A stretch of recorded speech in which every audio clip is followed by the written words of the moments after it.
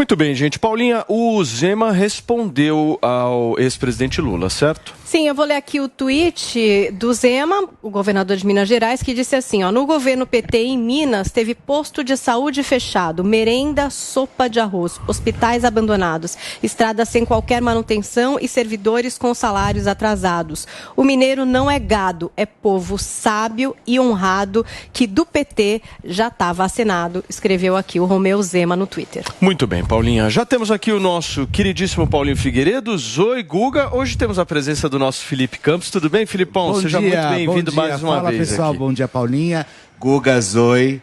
Vamos lá. Olha, tem muita novidade, hein? Pô, vamos falar muito. Muita novidade. Vamos falar de bastidor um pouquinho? Olha o homem que participou da entrevista e vai contar pra gente um pouquinho dos bastidores. Paulinho, queremos bastidores da conversa. Bom dia, gente. Bastidores de 4 horas e meia de conversa, ainda teve antes bastidor, ainda teve depois bastidor. Foi bastante... Mas o engraçado de entrevistar o presidente Bolsonaro é que os bastidores são iguaizinhos na entrevista. Você não sabe quando é que você está entrevistando ele ou quando você está batendo papo.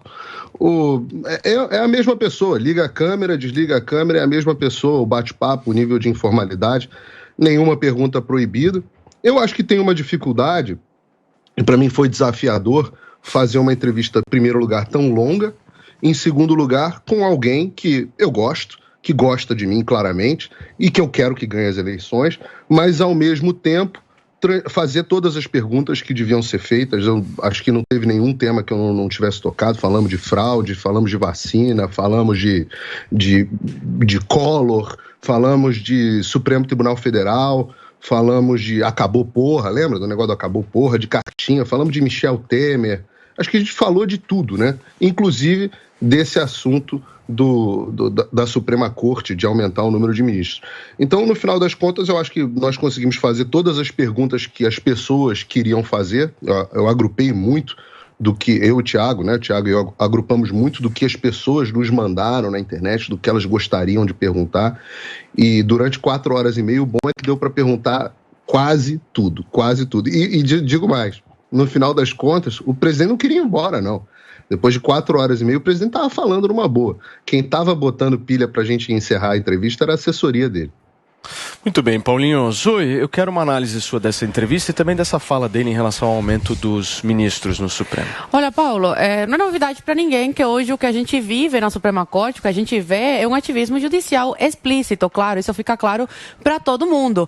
E com isso, as pessoas ficam preocupadas e levam sugestões para o presidente da República. Agora, ele é o presidente, tem que ouvir a todos. Isso não significa que ele vai acatar essa sugestão, essa ideia e colocar em prática. É o presidente da República, ele tem que ouvir aí a demanda da população. E pessoas levam essa ideia até o presidente. Mas em nenhum momento o Bolsonaro falou, vou colocar mais vagas no Supremo Tribunal Federal. Não. Agora, ele quer, de alguma forma, tentar acabar com esse ativismo judicial. Eu não acredito que essa seja a forma, colocar mais ministros aí, mais cadeiras no Supremo Tribunal Federal. É mais despesa, é uma série de coisas que acho negativo. Como a gente pode acabar com o ativismo judicial? Com o Congresso Nacional que o Bolsonaro conseguiu eleger agora.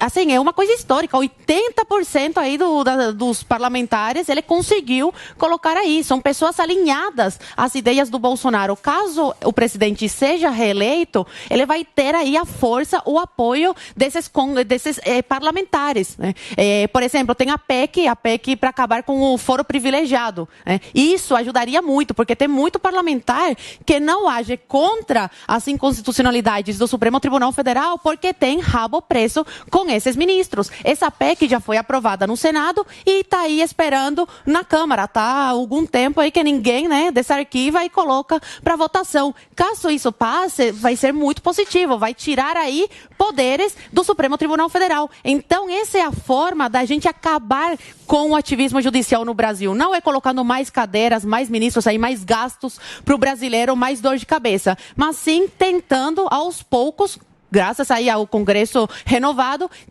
ir tirando aos poucos essa concentração de poder que temos hoje, concentradas nesses ministros, né? Alexandre de Moraes, Barroso, Carmen Lúcia. Então, essa é a forma. Não acredito que a forma seja colocando mais cadeiras aí, mais despesas para o povo brasileiro. E o presidente também sabe disso. Ele não veio a público em nenhum momento falando que, caso reeleito, vai colocar aí essa ideia em prática. Mas ele é o presidente de todos e tem que ouvir a todos. Tem que ouvir a população, a demanda da população, as ideias das pessoas. As pessoas estão desesperadas hoje. As pessoas ficam pensando, né, todos os dias de que forma diminuir esse ativismo judicial. E elas estão certas. Elas têm preocupação com o poder tão grande concentrado hoje nas mãos dessas poucas pessoas, desses ministros. Então, são críticas e ideias legítimas levadas ao presidente. Cabe a ele saber se vale a pena levar isso para o Congresso ou não. Na minha opinião, Zoe Martins, não acredito que seja a solução colocando mais cadeiras aí.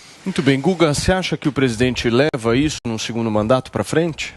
Olha, a priori o que ele está fazendo é uma ameaça. Ele está mandando um recado que é uma ameaça aos ministros do STF, avisando, olha, se não começarem a pegar leve, eu posso, reeleito, cortar vocês, encurtar o seu mandato, conseguir um impeachment, cortar a sua cabeça, te retirar, portanto, do STF. Eu posso, inclusive, colocar mais gente lá dentro, para aí sim aparelhar o STF e começar o verdadeiro ativismo judicial. Quem está querendo fazer do STF um puxadinho do Palácio do Planalto, quem está querendo usar o STF como uma maneira de se blindar, porque é o que falta para ele blindar a família dele e ele próprio é o Jair Bolsonaro. O resto, a PF, uma parte está aparelhada. A Procuradoria-Geral, Augusto Aras, que é quem deveria permitir investigações contra o presidente e engavetou mais de 100 pedidos de investigação, também está aparelhado. O que resta para o Brasil, as Forças Armadas também estão aparelhadas, em parte. O que resta para o Brasil, independente ainda, é o STF, até porque o Legislativo está comprado com orçamento secreto, também está aparelhado. Sobrou, entre os três poderes que a gente tem, o STF, porque o Legislativo está comprado. O resto, as outras instituições aparelhadas. Quem está brigando pela Constituição, pela democracia, é o STF. É esse que falta o Bolsonaro aparelhar. Então ele vai e manda um recado, uma ameaça óbvia. Olha como é que ele fala. Ele diz que vai fazer, que pode analisar essa PEC sim. Mas se for reeleito e o Supremo baixar, palavras deles, se eu for reeleito e o Supremo baixar a temperatura, já temos 2 pessoas lá garantidas, que ele vai colocar mais 2 ano que vem. Tem mais 2 que ele vai colocar. Isso que eu ia perguntar. Isso já não equilibraria? Serão 4 já de 11, mesmo assim ele quer desequilibrar, para aí sim fazer o ativismo, colocando de 11 para 16, podendo nomear, além de mais 2, mais 5, 7 ao todo. A proposta aí para 16? Total. A intenção dele é fazer isso. Então você iria para 16... Não tem proposta. Essa é a proposta. Você iria para 16, ele poderia nomear, portanto, aí é mais invenção 7. Da cabeça dele.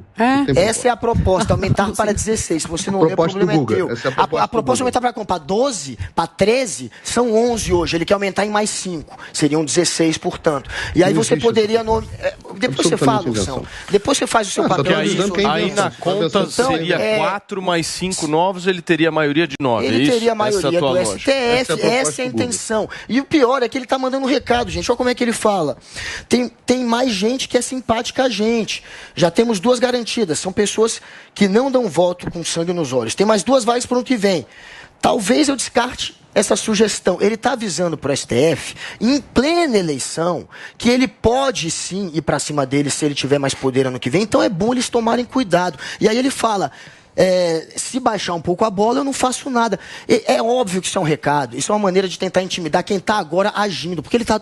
Tem uma eleição que está acontecendo, o STF está avaliando as questões eleitorais, o TSE também, uma parte do TSE e do STF é igual, e ele está ameaçando simplesmente os ministros que hoje estão julgando o candidato Bolsonaro. Isso é uma óbvia ameaça. E eu falei na sexta-feira passada que o preocupante para mim na entrevista dele para a revista Veja era esse ponto. Eu falei já na sexta, quando ele se negou a responder se aprovaria, se brigaria por essa PEC para aumentar o número de ministros ou não. Eu falei, olha gente, é o Brasil indo para o caminho da Venezuela. É o Brasil agora querendo aparelhar o que falta aparelhar para ele ter o poder absoluto. Quando ele fala lá no podcast que ele quer pulverizar, olha o que ele falou pro Figueiredo, quero pulverizar o poder do STF. Quando você pulveriza o poder de uma instituição que divide o poder com você, só sobra quem? Quem é que fica mais poderoso? É essa a intenção. A gente está fazendo exatamente o que aconteceu na Venezuela. Ele está seguindo os passos da Hungria, da Polônia, da Venezuela, dos países que estão corrompendo a democracia, usando a própria democracia. Ô, Filipão, por que você discorda do Guga? Então, alguns trechos que eu assisti da entrevista não deu, porque foi uma excelente entrevista, inclusive. Parabéns ao Paulo. Obrigado, eu acho que foi incrível. Eu acho que é uma força-tarefa de trabalho. Eu acho que deve ser primeiro respeitado. Então, o que acontece é o seguinte. Pela primeira vez, eu vi um Jair Bolsonaro mais humanizado, falando justamente de ideias, e não simplesmente daquela forma como ele vinha, às vezes, um pouco mais alterado nas suas reações, enfim. E eu não vi isso dessa vez. Então, ou seja, eu acreditei, ou eu acredito, que a intenção... Eu penso da seguinte forma. Se um avião ele começa a entrar em choque, enfim... Eu nunca vou contra o piloto, porque é ele que vai tentar salvar a gente em qualquer circunstância ou situação. Então, quando eu vi essa entrevista e eu assisti, eu achei assim, sem dúvida alguma, eu acho que eu vi um cara um pouco mais humanizado, realmente tentando, eu não vi ele atacando ou ameaçando da forma como o Guga acabou de trazer. Eu vi sim ele falando de ideias e possibilidades. Isso sim, eu acho que essa fase do ataque, essa fase que realmente eu acho que ele trouxe, ou então um pouco mais alterado, eu acho que ele deixou um pouco mais para trás essa situação e realmente foi buscar outras questões que eu acho que possam ser um pouco mais interessantes. Você viu sexta-feira? Sexta-feira ele deixou pra trás pra sexta, né? Que sexta-feira ele deu um chilicão, o Bolsonaro. Não, é que sexta ele fez um discurso bem... um chilicão mesmo, mas ele brigou forte feio, ali, né, feio. na Alvorada. Eu tô falando da percepção da entrevista do podcast. Da entrevista, eu acho que na entrevista ele foi bacana. Ele só ameaçou a assim, o que ele fez na sexta, eu não posso levar muito em consideração o que eu vou fazer daqui a 10, 15, 20 ou 30 minutos, que a gente nunca sabe. Ainda mais um cara que tá aí numa corrida presidencial, com toda a imprensa que nós sabemos contra, fazendo realmente, tentando acontecer, e assim, infelizmente não tem como a gente ir por um outro caminho que não seja realmente tentar enxergar um pouco as coisas com um olhar melhor da história. Sim. Ô Paulinho, me dá a tua visão específica sobre essa questão de aumento de ministros no Supremo. Eu sempre me posicionei de forma contrária a isso, continuo me posicionando de forma contrária. Inclusive conversei depois da entrevista sobre esse assunto especificamente com o presidente, não tem nenhuma convicção nesse sentido. Então não tem proposta, não tem, é absolutamente fantasioso de que ele tem uma proposta de fato que ele esteja analisando, e a resposta que ele dá é a seguinte: vamos deixar para olhar isso depois da eleição. Do ponto de vista de estratégia de negociação, não é uma má ideia. Não é uma má ideia. Você olha e fala, olha, já que você está violando a Constituição, e foi essa a premissa, inclusive, da pergunta para quem quiser assistir a pergunta completa, já que um dos poderes está violando completamente a Constituição o tempo inteiro, como é que a gente para esses poderes? E aí eu fiz inicialmente essa pergunta. Em seguida eu voltei a questão do que se chama aqui nos Estados Unidos de Pack the Courts, que é uma proposta que o Joe Biden apresentou na campanha dele e que várias dessas pessoas que agora estão criticando o presidente Bolsonaro apoiaram quando o Joe Biden apresentou essa proposta aqui nos Estados Unidos. Essa mesma imprensa de conveniência, né, que muda a posição de acordo com a conveniência.